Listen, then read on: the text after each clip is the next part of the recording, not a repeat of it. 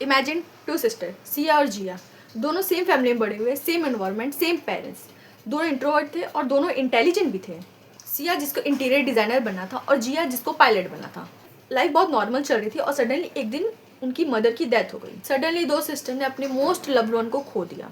दोनों ही बहनें बहुत एम्प्टीनेस, बहुत पेन और बहुत सफरिंग से गुजर ही रहे थे कि 2 साल बाद सिया जो कि इस ट्रॉमे से गुजर नहीं पाई और डिप्रेशन की वजह से उसकी भी डेथ हो गई। जिया जो कि सेम प्रॉब्लम से गुजर रही थी, अब उसकी मदर और उसकी सिस्टर की डेथ के बाद घर की सारी रिस्पॉन्सिबिलिटी उसके ऊपर आ गई थी।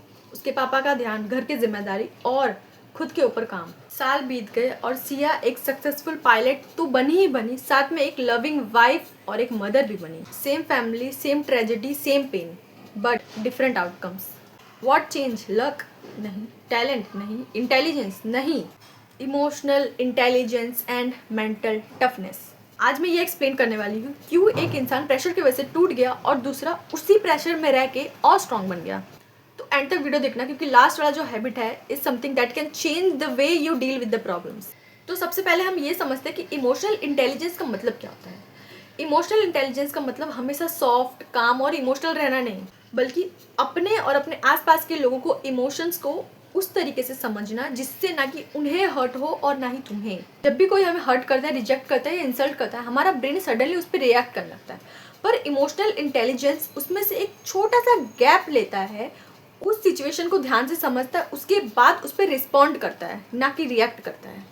दोनों का डिफरेंस समझना है। रिएक्शन ऑटोमेटिक है और रिस्पॉन्स एक चॉइस है। रिस्पॉन्ड हम कब देते हैं? कोई भी चीज़ को एनालाइज करने के बाद, कोई भी सिचुएशन सोच समझ के उसके बाद हम जो रिएक्शन देते हैं वो है रिस्पॉन्ड, और जो ऑटोमेटिकली आता है वो है रिएक्शन। और यही small gap can change your entire life. Mental toughness मतलब इमोशनलेस नहीं। काफ़ी लोग ये सोचते हैं कि mentally strong people never cry, but they cry, they feel pain. The difference is that they don't let their emotions make permanent decisions. Emotional होकर decision लेना बहुत ज़्यादा डेंजरस है। Let's discuss 5 habit that can build emotional intelligence. First, find real reason. Don't say I am sad, ask why. ऐसी कौन सी चीज़ है जो तुम्हें सैड कर रही है? ऐसा क्या है जो तुम्हें अंदर ही अंदर खा रहा है, जो तुम्हें परेशान कर रहा है, जो तुम्हें सोने नहीं दे रहा है? हम इंसानों की प्रॉब्लम ही यही है कि हम कोई भी चीज़ को लेके बैठ जाते हैं और उसके बारे में सोचते रहते हैं, पर सोचने से ही वो सॉल्व नहीं होगा ना। खुद उसको ढूंढना पड़ेगा ना कि उसका सॉल्यूशन क्या है, वो कैसे ठीक होगा। तुम्हारी प्रॉब्लम्स का पता करो, कब ठीक होगा, कैसे ठीक होगा, क्या करने से ठीक होगा। Second, solve what you can. सबसे पहले ये आइडेंटिफाई करो कि तुम उसको सॉल्व कर सकते हो कि नहीं। अगर तुम सॉल्व कर सकते हो, go for it, very good. पर अगर तुम उसको सॉल्व नहीं कर सकते तो इसके रिलेटेड हमारा third point, except what you can not change. Just example, मान लो कि तुम्हारा सबसे बड़ा इनसिक्योरिटी कि तुम मोटे हो, ठीक है। अब तुमने उसको एक्सेप्ट कर लिया कि तुम मोटे हो। क्या तुम इसको सॉल्व कर सकते हो? हाँ। क्या तुम इस पर एक्शन ले सकते हो? हाँ। क्या तुम पतले हो सकते हो? हाँ। तुम हेल्दी खाना खा सकते हो, तुम वर्कआउट कर सकते हो, तुम अपने डाइट पे कंट्रोल कर सकते हो, तुम सब कुछ करके पतले हो गए, ठीक है। ये हो गया वो जो तुम कर सकते हो। पर ऐसी कोई चीज़ मान लो कि जो तुम कर ही नहीं सकते हो। जैसे कि समझ लो तुम्हारा एक फ्रेंड एक ड्रग एडिक्ट है, ठीक है। उसको बहुत समझा रहे हो, बहुत बोल रहे हो, बहुत बोल रहे हो, सब कुछ बोलने के बाद भी वो नहीं सुधर रहा है। वो उसको तुमने बहुत समझाया, हर एक चीज़ इस दुनिया में तुमने ट्राई कर ली। पता है अब तुम क्या कर सकते हो? डिस्टेंस बना सकते हो। अगर वो फ्रेंड तुमसे बहुत ज़्यादा प्यार करता होगा या तुम्हें बहुत ज़्यादा मानता होगा तो वो अपनी ये बैड हैबिट को सुधारेगा तुमसे वापस फ्रेंडशिप करने के लिए।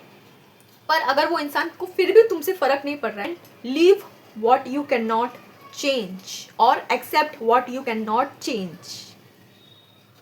हमेशा ज़रूरी नहीं कि एक्सेप्ट करना मतलब गिव अप करना। वजन जो हैवीनेस लेके तुम घूम रहे हो ज़िंदगी भर, एक बार अगर तुम उस चीज़ को एक्सेप्ट कर लोगे दिल से, तो देखना तुम्हारा इतने सालों का जो बर्डन है, जो हैवीनेस है, सडनली वो इतना कम हो जाएगा और तुम्हें एक रिलीफ, एक एम्प्टीनेस फील होगा ना कि लगेगा। बहुत इंपॉर्टेंट पॉइंट है ये। Stop blaming. खुद को माफ़ कर दो और दूसरों को भी। जिसकी समझो ये बॉटल है, ठीक है। अब ये बॉटल को मैंने पकड़ के रखा है, अब इस हाथ से रिमोट लेना है, ठीक है। तो अब मैं रिमोट तो ऐसे करके नहीं ले सकती ना, क्योंकि मैं दो चीज़ नहीं पकड़ सकती। तो मेरे को क्या करना पड़ेगा? इसको पहले छोड़ना पड़ेगा, तब जाके मैं इसको ले सकती हूँ। ऐसे ही जब तुम खुद को ब्लेम करना बंद कर दोगे, खुद को माफ़ कर दोगे, तब तुम इतने सारे अपॉर्चुनिटीज़ खुद के लिए एक्सेप्ट कर पाओगे, खुद को इतना ज़्यादा पहचान पाओगे, खुद को इतना ज़्यादा समझ पाओगे जिससे तुम अपने लाइफ में बेटर डिसीजन ले सकते हो कि जो गलती तुमने पास्ट में की है वो तुम फ्यूचर में ना करो। 5th पॉइंट, सबसे ज़्यादा important point, find your main purpose bigger than your pen.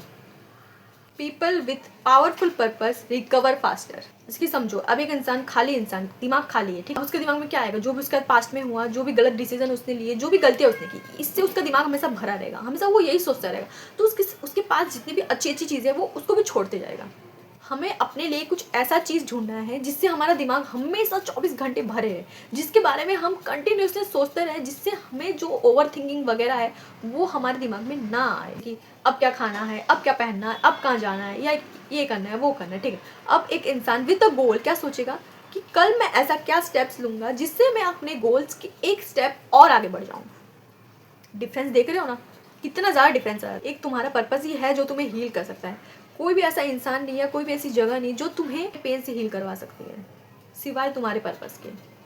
तो इन द एंड मैं तुम्हें यही बोलना चाहती हूँ कि ज़िंदगी तुम्हारा कभी टेस्ट करना नहीं छोड़ेगी। प्रॉब्लम्स आएंगे, पेन्स आएंगे, सफरिंग्स आएंगे, सब कुछ आएगा, तुम्हें उस सबसे डील करना है, क्योंकि आखिरी में उसी का कहानी लिखा जाता है जो सब कुछ झेलने के बाद भी जीत जाए। सिया और जिया की कहानी भी उसी तरह है। स्टार्टिंग में मैंने जो कहानी बताई थी वो सिया और जिया के रिलेटेड नहीं था, वो कहानी था सिर्फ और सिर्फ जिया, जो सब कुछ झेलने के बाद भी अपने लाइफ में सक्सेसफुल बनी, और उसी तरफ सिया जिसने मिडिल में ही गिव अप कर दिया। Emotional intelligence is like a fire. Fire can cook your food और burn your entire house. Fire isn't the problem, problem is the way you use it. If this video really helped you, don't forget to subscribe. Follow me on Instagram for day-to-day updates. Thank you for watching. Take care, stay strong, and bye-bye.